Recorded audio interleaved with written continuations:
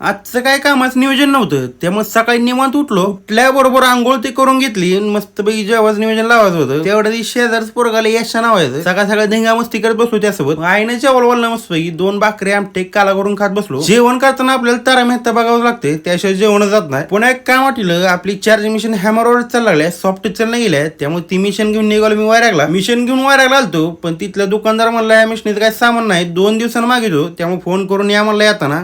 इथून निघत आता माघारी उघड्या पट झाला आपला. जाऊ द्या म्हणलं, आल्यासारखं मिशनीचं काम तर होईल म्हणलं, 2 दिवसांना होईना पण होतच म्हणलं. तिथून आलो पुन्हा माघारी दुकानात येऊन बसलो निवांत. पण बसल्या आठवलं की आपल्या गाडीला आपण आरसा मागवलेलं, ते आरसा आलं तर मग गाडीला फिटिंग करून टाकू म्हणलं. तरी आरसा कसा दिसतंय का ना कमेंट करून सांगा. तरी आरसा लावण्यासाठी आपल्याला नट बोल्ट लागते, ही लंकी आहे पण जरा लांब होतंय, त्यामुळे थोडं कट करावं लागतं आपल्याला. तरी आरसा बसवाच म्हणलं, मग त्यामुळे आता नट बोल्ट कट करावं लागते. त्यासाठी ग्राइंडर हुडकतो पहिल्यांदा. तरी आपली पिशवी आहे, तरी ग्राइंडर काढून बैल. तरी ग्राइंडर आहे 5 इंची ना, आपल्याला ही काय लागणार नाही. या पिशवीत आपण हुडका लागलो, कटिंग व्हील हुडका लागलो, मेटल कटिंग. तर ही मेटल कटिंग व्हील सापलेला आपल्याला. हे ना आपल्याला ही नट कट करायचं आहे. तर आता ह्या ग्राइंडरला बसण्यासाठी 4 इंची ग्राइंडर लागते आपल्याला, ही ब्लेड बसवण्यासाठी. 4 इंची ग्राइंडर पण आपल्याकडे, पण ती दुसऱ्या पिशवीत आहे, हुडकावं लागते जरा. ही ग्राइंडर पण आपल्याला गावलेला आहे, लगेच सापलेला आहे. तर ही ग्राइंडर घेऊन आपल्याला नट कट करायचं आहे, पण सापलंय. पण ही व्हील आता काढून टाकायचं आणि ही कटिंग व्हील लावून घ्यायचं त्याला पहिल्यांदा. तर ही कटिंग व्हील लगेच लावून घेतो. तर ही कटिंग व्हील लावून ओके झालेला आहे. तर हे आपण 2 नट कट करून घेतलेले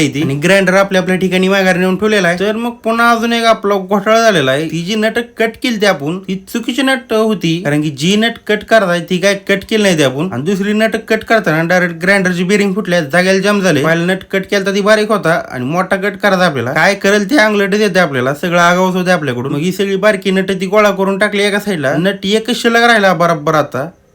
त्यामुळे एक आरसा बसवलाय, दुसरीकडला आरसा बसवायला नट नाही. ती नट आता मागवावं लागलं आपल्याला, नाही तर सोलापूरला जाऊन घ्यावं लागेल. करेल ते अंगलट आपल्या. त्यामुळे निवांत आता आपण ती नट आता आपल्याला सोलापूरला जाऊन आणावं लागते. तर आजचा व्लॉग आवडला तर लाईक करून घ्या आणि जाता फॉलो करा.